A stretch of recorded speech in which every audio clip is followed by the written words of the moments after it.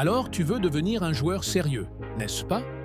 Eh bien, maîtriser ton premier contrôle est la compétence la plus importante sur laquelle te concentrer dès le début. Un premier contrôle de classe mondiale sépare les joueurs moyens des élites. C'est ce que tous les meilleurs joueurs ont en commun. La capacité de contrôler le ballon instantanément, sans une seconde de réflexion. Et si tu débutes, c'est la première compétence sur laquelle tu dois te concentrer plus que le dribble, le tir ou la passe. Parce qu'apprendre le contrôle dès le départ te donne une base sur laquelle tout le reste se construit. Pense-y, sans un bon premier contrôle, ton prochain mouvement est toujours à risque. Déséquilibré ou déconnecté du ballon. Mais si tu as le contrôle pour faire arrêter le ballon où tu veux, tu peux jouer librement. Tu apprendras à ressentir le ballon, à comprendre son poids, son mouvement. Si tu peux obtenir ce ressenti, cette connexion, tu es déjà en avance. Chaque top joueur que tu admires a construit cette relation avec le ballon très tôt. Cela signifie que lorsque le ballon arrive vers eux, peu importe la vitesse ou l'angle, ils sont calmes. Ils savent où il va atterrir, comment il va bouger, et ils le contrôlent comme une extension d'eux-mêmes. Sans cette connexion, chaque mouvement semble forcé. Tu réagis au lieu de commander naturellement. Et maintenant, passons à la pratique. Mais avant, viens t'abonner à mon Instagram. Le lien est dans la description de cette vidéo. Je réponds à toutes vos questions là-bas.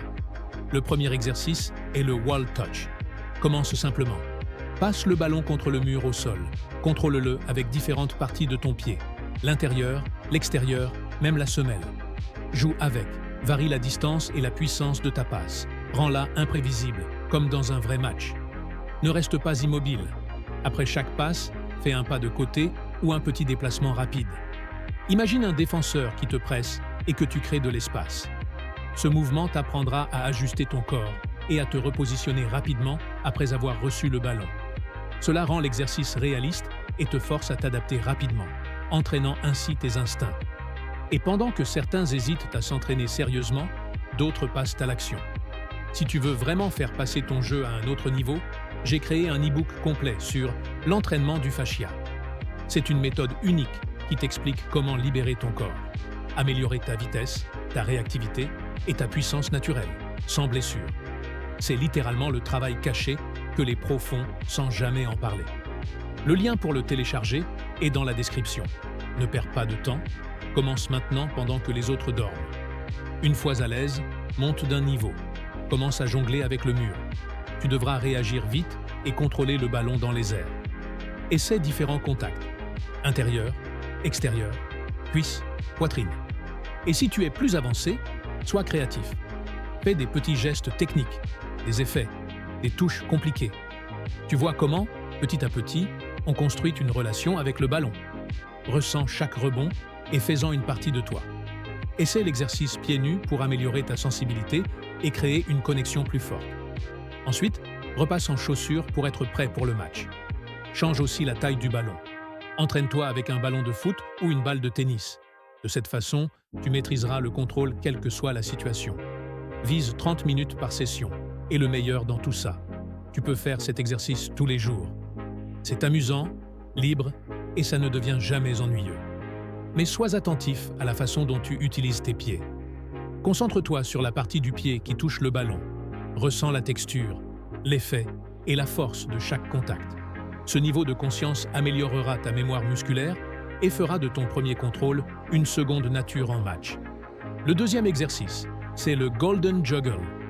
Ne vois pas le jonglage comme un simple exercice, c'est une conversation avec le ballon. Tu commences à comprendre le ballon à un autre niveau. C'est pourquoi le jonglage devrait être une partie essentielle de ta routine d'entraînement. On ne cherche pas à garder le ballon en l'air sans réfléchir, mais à développer une connexion qui se traduit directement dans le match. Pense à ça. Imagine un musicien jouant de la guitare. Au début, il doit regarder chaque accord, chaque corde. Mais avec le temps, il n'y pense même plus. Ses doigts savent où aller. Le jonglage, c'est pareil pour le football. Plus tu jongles, plus tes pieds comprennent ce dont le ballon a besoin, sans même que tu aies à regarder. Les joueurs sud-américains sont des maîtres du ballon. Ils passent des heures à jongler, que ce soit dans la rue, au parc ou même à l'intérieur. Ils ne se limitent pas à des exercices structurés ou des routines. Au lieu de ça, ils jouent avec le ballon, improvisent, expérimentent. C'est cette liberté qui leur donne un avantage, car dans les vrais matchs, Aucune situation n'est jamais identique. Ce sont les instincts créatifs développés grâce au jonglage qui leur permettent d'ajuster, contrôler et manipuler le ballon parfaitement, peu importe la situation. Si tu es débutant, ta première étape est de te sentir à l'aise avec le ballon. Commence avec des jongles basiques. Pied droit, pied gauche, compte tes touches et essaie de battre ton record à chaque session. Ne sois pas découragé si tu galères au début. Ça fait partie du processus. Et plus tu pratiques, plus tu gagneras en confiance. Pour les joueurs avancés, il est temps d'élever le niveau. Commence à incorporer toutes les parties de ton corps. Intérieur, extérieur, coups de pied, genoux, cuisses, poitrine, épaules et même la tête. Cela améliorera ta coordination et t'aidera à gérer le ballon dans toutes les situations. Et quand tu te sens à l'aise, lance-toi un défi. Le jonglage haut, comme Maradona. Fais monter le ballon haut et contrôle-le avec précision à sa redescente. C'est un tout autre niveau de toucher et de contrôle qui fera encore progresser tes compétences. Et voici un dernier conseil. Alterne entre pieds nus et chaussures. Jongler pieds nus te donne une sensation brute du ballon et aide à activer les muscles de tes pieds, améliorant ton équilibre et ta perception. Puis, quand tu remets tes chaussures, tu te sentiras encore plus en contrôle. Ne mets pas de limite de temps là-dessus. Commence par 30 minutes, mais si tu veux vraiment voir du progrès, pousse jusqu'à 1 heure ou plus. Fais-en une habitude de vie, parce que le ballon peut être ton meilleur ami ou ton pire ennemi. Et plus tu jongles, plus il devient ton meilleur ami, toujours là pour répondre exactement comme tu veux. Pour le troisième exercice, abordons quelque chose de fondamental. Le premier contrôle avec un partenaire. Si tu n'as pas de partenaire, adapte-le en solo en utilisant un mur, comme mentionné plus tôt. Dans cet exercice, on se concentre entièrement sur l'amélioration du premier contrôle sous pression réaliste. Installe un petit espace confiné. Tu veux qu'il soit serré, sans marge d'erreur, comme dans un vrai match. Si tu as un partenaire, qu'il te fasse des passes à des vitesses et angles aléatoires. Tu ne sais jamais ce qui va venir, exactement comme dans une vraie situation de jeu. La clé ici, c'est l'anticipation et l'ajustement. Ne te contente pas de recevoir le ballon, absorbe-le avec ton contrôle. C'est un peu similaire au premier exercice, mais avec un partenaire, l'exercice devient plus réaliste. Très bien, nous avons posé les bases sur la façon d'entraîner tes instincts et ton premier contrôle.